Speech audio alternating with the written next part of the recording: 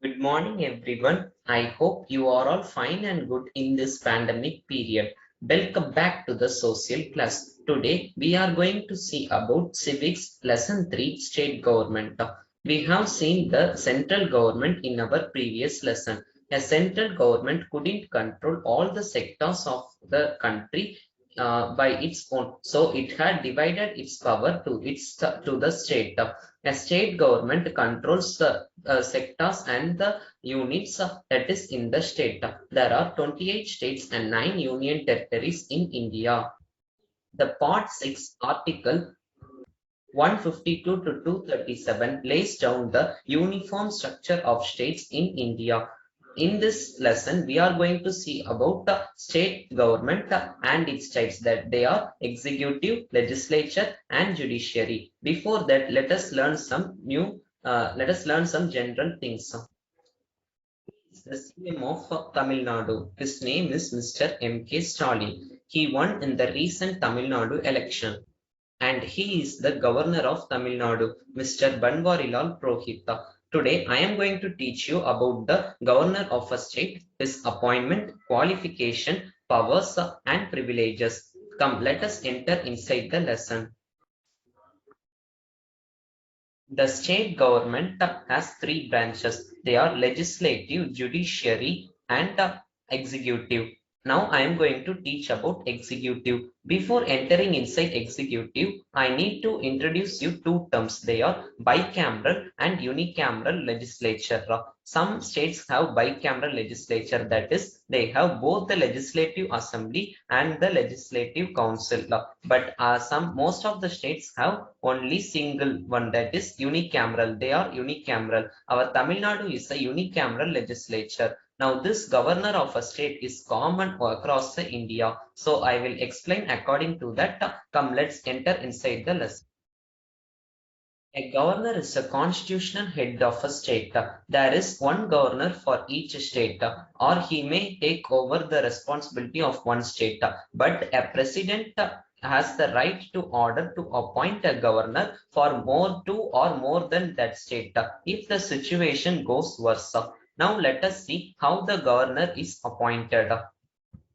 A governor is appointed by the President of India. He must have completed the he is appointed for a term of 5 years.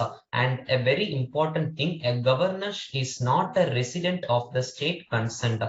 For example, if a governor is appointed to Tamil Nadu, his native wouldn't be Tamil Nadu. Like that, in that way, the governor is appointed. A president has the right to transfer the governor from one state to another state. He may be appointed may two or more times in his service. If a governor wants to resign, he may submit his resignation letter to the president and resign from his position.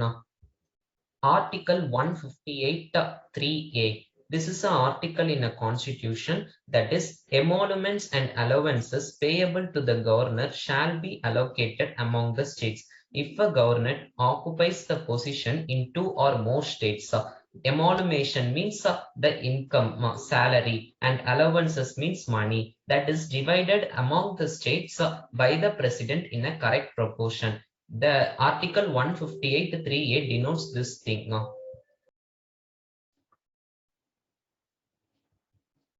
Article 157 and 158 of the Constitution of India give some qualification for the governors. Let us see what are they. He should be a citizen of India. He must have completed 35 years of age. He must have completed 35 years of age. That is, he should be a resident of India and his age must be above 35 years. He should not be a member of parliament or any state legislature. If he is a member of a parliament or any state legislature, he has to resign his office as soon as he go to that position. Now, that is the rule of that. He should not hold any profitable occupation. That is, a governor should not work in any other occupation which he gets profit. He should be only the governor. These are the qualification of governor in India according to the constitution. A governor head of the state executive. He has enormous powers. He has many powers. He is to be guided on the advice of the Council of Ministers and the Chief Ministers under the Article 163. Now let us see the powers and functions of the governor. If the font size displayed in the video is too small, please grab your book and sit to this class. As I told you, there are enormous powers for a governor. Let us see what are those powers and what those power grants him detailedly. First, let us see about executive powers. Executive powers. A governor has the right to appoint the chief minister. That is, in an election, which party got majority seats will come to take the charge. He will appoint the leader of that majority party as the chief minister. He will also appoint the council of ministers on the advice of the chief minister. He appoints the chairman and the members of SPSC, that is State Public Service Commission. A governor also appoints the election commissioner of a state. He will restrict him some conditions and he will decide the term of office for the election commissioner. He also appoints the chancellor of universities and vice chancellor of universities. Chancellor is a position in the government. The governor appoints those persons in it. When situation goes worse, and when two parties lose their confidence, president rule is imposed in that particular state.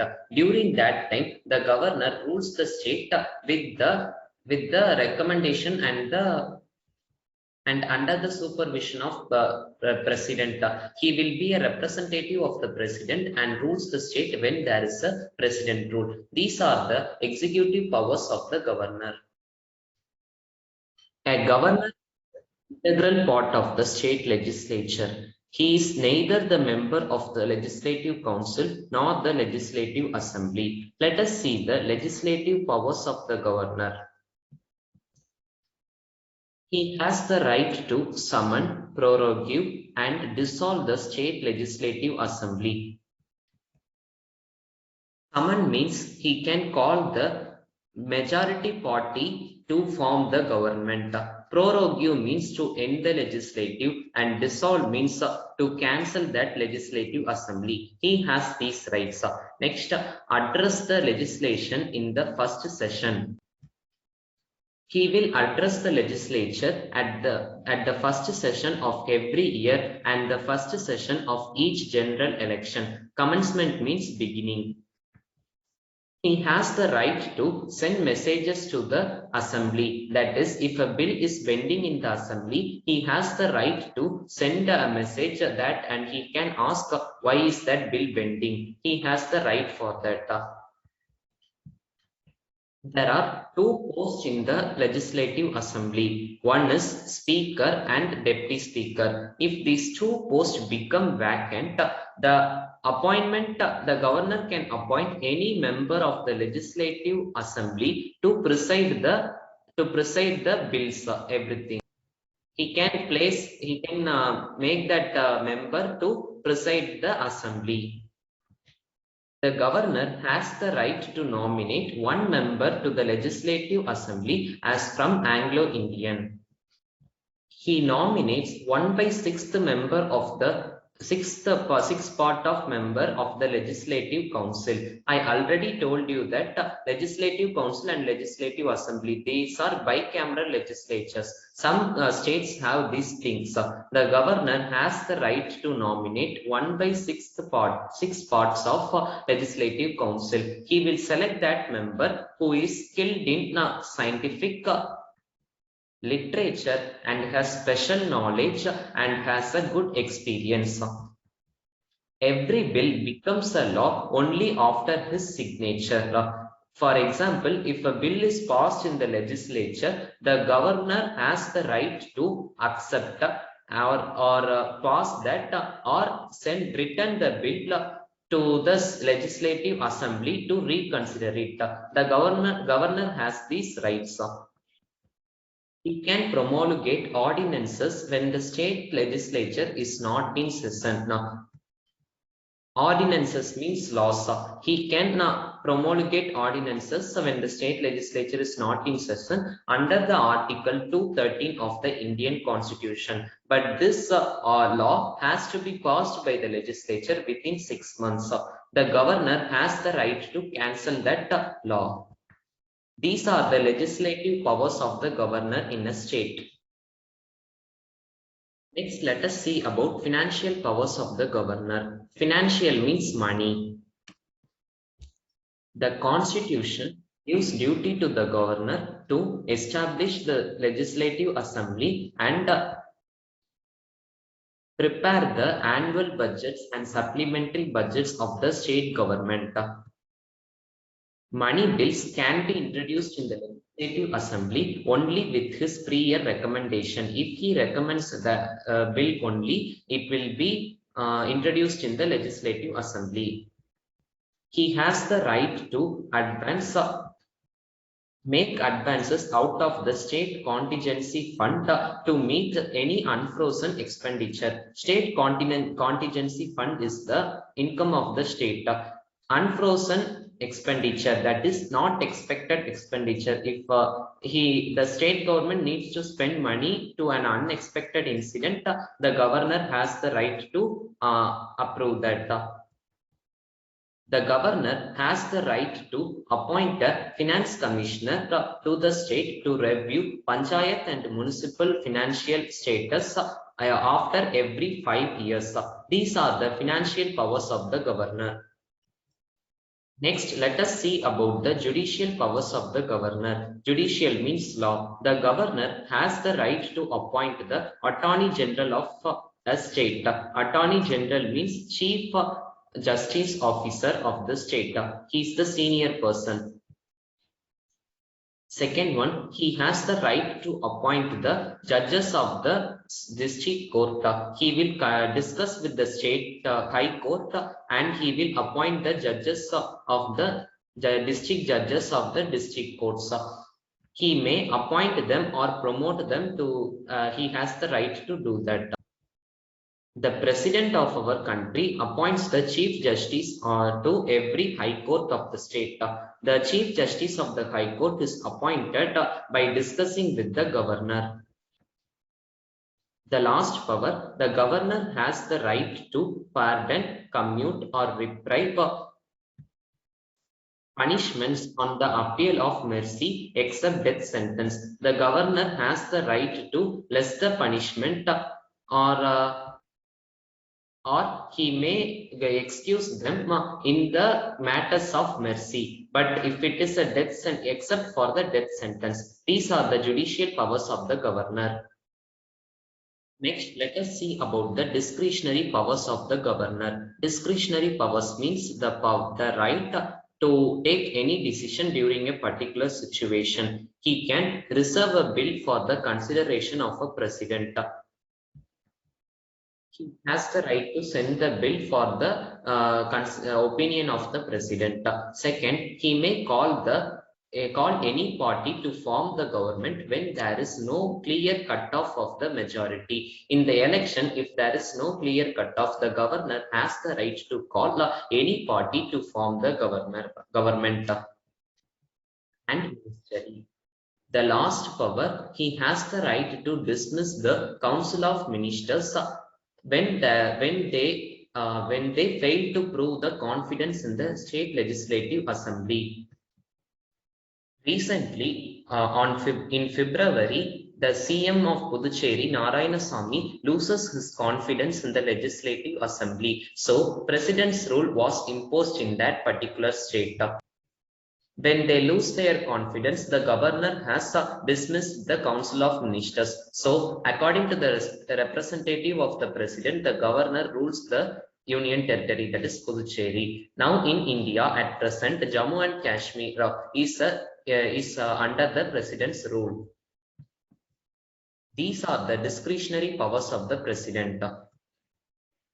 Next, let us see about emergency power. The governor has the right to declare emergency power. According to the Article 356 of the Indian Constitution, if the governor considers that the state government has not followed any provisions or laws in the Constitution, now he has the right to recommend to the president to impose a president rule in that particular state. It is the emergency power of the governor. Next, let us see about the privileges of the governor. Privileges means special powers. According to the Article 361 of the Indian Constitution, gives the privileges rights to the governor. The governor of a state is not answerable to any court. Even though if somebody points out the mistake or an act was done by him, he is not answerable to any court. No process of arrest or imprisonment of a governor of a state shall be issued from any court in his term of service. These are the privileges of the governor.